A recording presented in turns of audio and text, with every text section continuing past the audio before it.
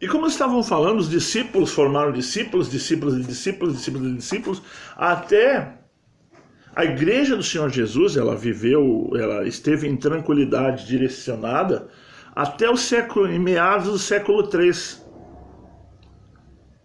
Veja bem, do século I até o século III são 300 anos. Nesses 300 anos, houve muitas coisas, houve muitas guerras. Nero incendeia Roma, põe a culpa nos cristãos. Mas aí vem Constantino, no ano 310, 300... Não tem uma data certa. Aí vem Constantino, um imperador romano. E ele olha, irmãos, que os cristãos eram ferrenhos, eles não dobravam a esquina mesmo. Eles estavam sendo mortos na arena, mas não estavam nem aí. Eles estavam sendo crucificados, mas não estavam nem aí. Constantino olha para o cristianismo e diz, mas esse povo não tem amor à vida? Mas sabe por que o que Constantino não conseguia ver era que não é que eles não tivessem amor à vida, eles zelavam, eles tinham amor pela vida que Deus tinha dado para eles, mas porque eles sabiam que se eles morressem em Jesus Cristo, ressuscitariam em Jesus Cristo, que aquela vida era uma vida passageira, que aquilo ali não precisava, que se eles fossem mortos, se os filhinhos deles fossem mortos na frente deles, eles iriam se encontrar lá na frente de novo. Eles iriam se encontrar lá na frente de novo. Que dia glorioso vai ser esse? Por favor. Os cristãos daquelas épocas eram jogados nas arenas.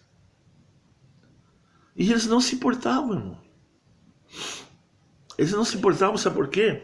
Porque eles sabiam que a morte não ia vencer eles. Jesus Cristo já tinha vencido a morte. O inferno não ia vencer eles. Porque Jesus Cristo já estava com a chave do inferno. Só tinha uma coisa para que aqueles pequeninos, aqueles nossos irmãos fiéis, aqueles nossos verdadeiros irmãos tinham no passado. Eles tinham certeza que depois da morte vem a vida. Eles tinham certeza que naquela palavra que dizia, que foi muito pregado, aquele que quiser ganhar sua vida nesse mundo, vai perder a futura, mas quem perder a vida por amor a mim nesse mundo, terá a vida eterna. Eles entendiam essa palavra, irmãos. Contrário da igreja de hoje. A igreja de hoje quer desfrutar o mundo, porque talvez nem creia no mundo vindouro, nem creia. Então, irmãos, o que acontecia? Constantino ele olha para isso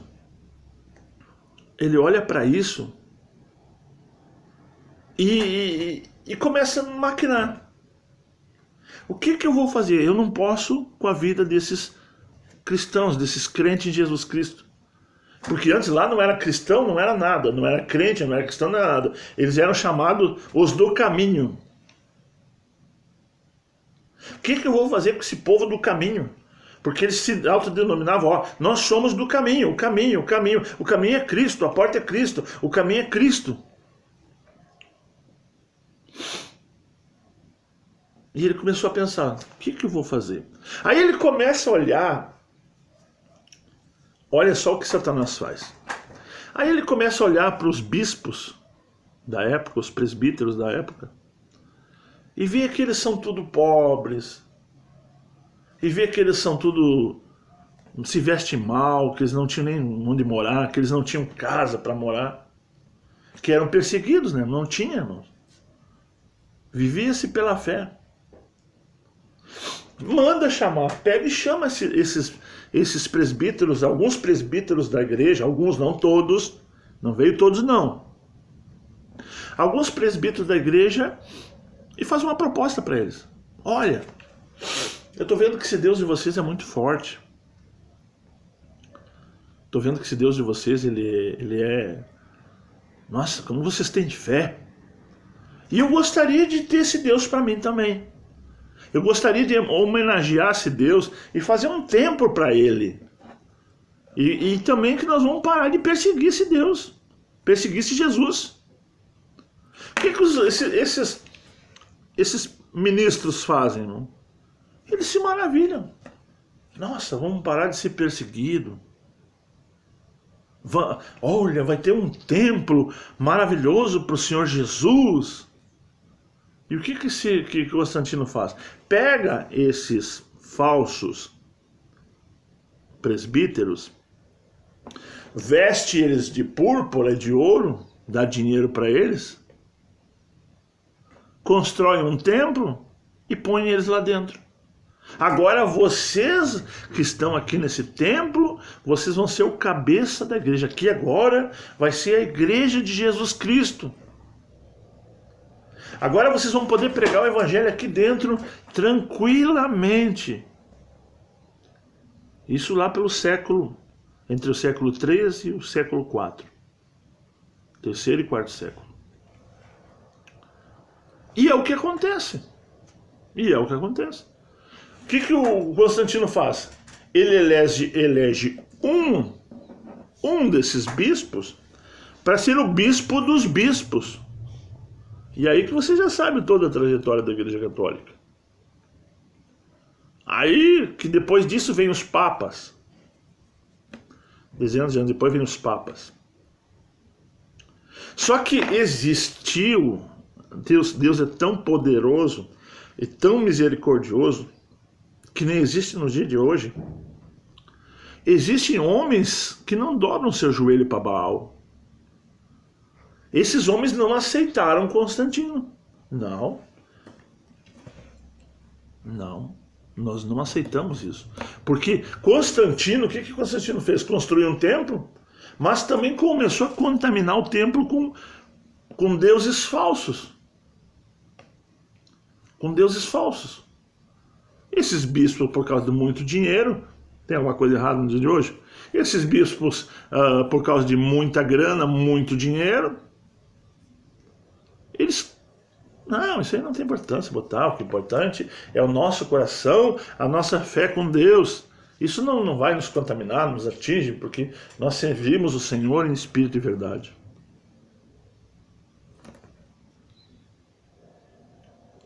E aí começou, irmãos, a apostasia a entrar dentro da igreja do Evangelho. Mas por fora estava correndo a igreja de Jesus Cristo. Por fora dos planos de Constantino, porque o diabo ele faz a panela, mas a tampa é difícil de fazer, né? E Deus sempre reserva os seus. Não adianta, Deus vai ter sempre os seus. Sempre vai ter os seus filhos. Sempre vai ter. Então, e essa outra igreja, a igreja verdadeira de Jesus Cristo, que não quis se unir com o Estado de Roma, país, ela fica por fora, pregando ainda o Evangelho, sendo perseguida. E aí, com o tempo, nasce... você entender quem era Constantino, Constantino não quis nem se batizar. Quando ele estava morrendo, à beira da morte, aí que ele foi se batizar. Isso é dezenas de anos depois. Mas foi uma estratégia do diabo para corromper a igreja do Senhor Jesus, para tentar corromper a igreja do Senhor Jesus. Porque eu não entendo por que o diabo faz tantas essas coisas. Porque ele sabe que ele é derrotado em todas as coisas, porque Deus sempre vai ter os deles. Até nos dias de hoje, Deus sempre tem os deles, não adianta. E Deus vai ter até já a volta de Jesus os deles. Então essa igreja começou. Aí o que acontece? A igreja católica, irmãos, ela pega as cartas de Paulo, ela pega a Torá, ela pega a lei, a Torá,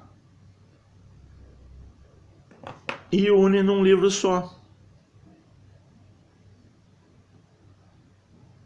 Une num livro só. Agora o Papa já está em ascensão, o Papa já está, a igreja já é mandada por um homem só. A palavra Papa, o significado da palavra Papa é pai. E aí o próprio Papa escreve na tiara, na destra lá, a palavra Vicaris de Filii Dei, que significa em lugar do Filho de Deus. Quem é que vai ficar em lugar do Filho de Deus? Por favor, é uma piada. Essa é uma piada mal contada, é uma piada sem graça. Aí o que acontece? A Igreja Católica resolve botar as duas alianças juntas.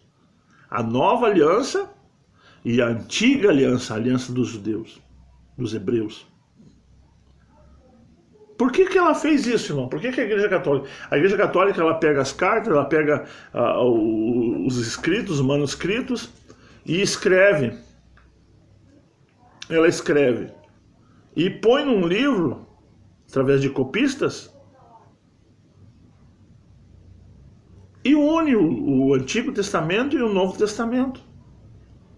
Mas com que sentido ela faz isso? Ela faz no sentido de quê? Para pôr confusão no povo de Deus. Para judaizar os gentios. Mas na realidade, Jesus veio para cristianizar o povo judeu e cristianizar o povo gentil. Aí, irmãos, está nessa balbúrdia aí. Homens que, até nos dias de hoje acontece isso, pegam doutrinas e ensinamentos da antiga aliança, da velha aliança, e colocam como doutrina na igreja, como ensinamento da igreja. São os judaizantes da igreja hoje. Aí, para quem tiver alguma dúvida disso, examina o livro de Hebreus. A Bíblia nunca manda nós estudar a palavra. Ela manda nós examinar. Examina o livro de Hebreus. Outros livros que o apóstolo Paulo também deixou escrito pelo Espírito Santo de Deus, que ele recebeu o entendimento do Espírito e escreveu. Aí o que acontece?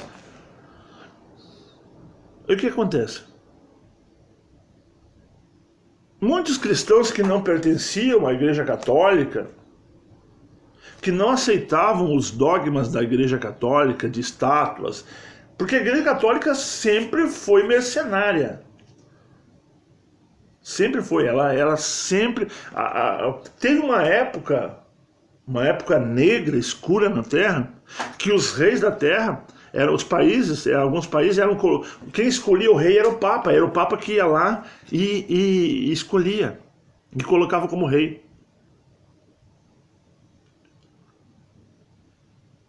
Então, e a Igreja Católica tinha exércitos, e esse exército invadia os países para torná-los cristãos, entre aspas. Mentira! Para torná-los cristãos, entre aspas. E se tivesse um deus Baal lá, se tivesse um deus, eles traziam esse deus para dentro da Igreja Católica e passava a ser deus também. Era um método de engano deles que eles usavam para quê? Não, para o povo não ficar revoltado, vamos dizer que os deuses deles são deuses também, vamos trazer para cá, para dentro da igreja.